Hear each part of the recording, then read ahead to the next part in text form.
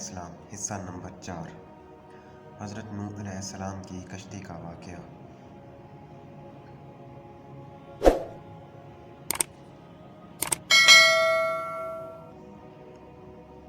قرآن کے مطابق ایک دن نوح پر خدا کی طرف سے وحی نازل ہوئی، جس میں اسے بتایا گیا کہ اب کوئی بھی اس پیغام پر یقین نہیں کرے گا ان لوگوں کے علاوہ جو پہلے ہی خدا کے تابع ہو چکے ہیں۔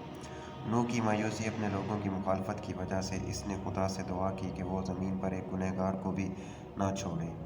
اگرچہ اس بات کا کوئی ثبوت نہیں کہ خدا نے اس کی دعا قبول کی، جیسا کہ قبول شدہ دعاؤں کی بہت سی مثالیں موجود ہیں۔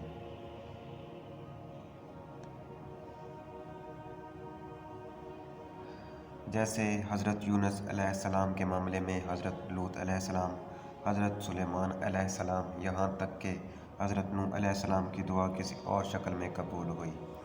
خدا نے حکم دیا کہ ایک خوفناک سیلاب آئے گا، اور پھر بھی قرآن یہ نہیں کہتا کہ یہ پوری زمین کو ڈانپنے کے لیے آیا تھا، اور اس نے نوح کو حکم دیا کہ وہ ایک کشتی بنائے جو اسے اور مومنین کو اس ہولناک آفت سے بچا لے۔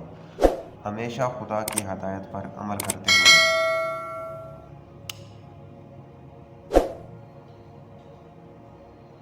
حضرت نوح علیہ السلام نے اس سامان کی تلاش میں نکلے جس کے ساتھ کشتی کو بنایا جائے۔ جب حضرت نوح علیہ السلام نے کشتی بنانا شروع کی تو جن لوگوں نے اسے کام پر دیکھا وہ پہلے سے بھی زیادہ اس پر ہنسنے لگے۔ ان کا نتیجہ یہ تھا کہ وہ یقیناً ایک دیوانہ تھا۔ انہیں کوئی اور وجہ نہ مل سکی کہ جب کوئی سمندر یا دریا قریب نہ ہو تو آدمی ایک بہت بڑا جہاز کیوں بنائے گا۔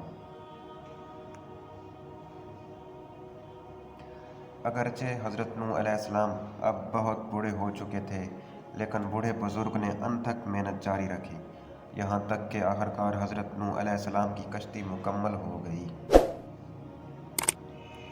کائنڈلی ہمارے چینل کو سبسکرائب کریں، ویڈیو کو لائک کریں اور اپنے دوستوں کے ساتھ بھی شیئر کریں۔ شکریہ۔ 5ویں حصے کے لیے پلے لسٹ دیکھیں۔ شکریہ۔ جزاک اللہ۔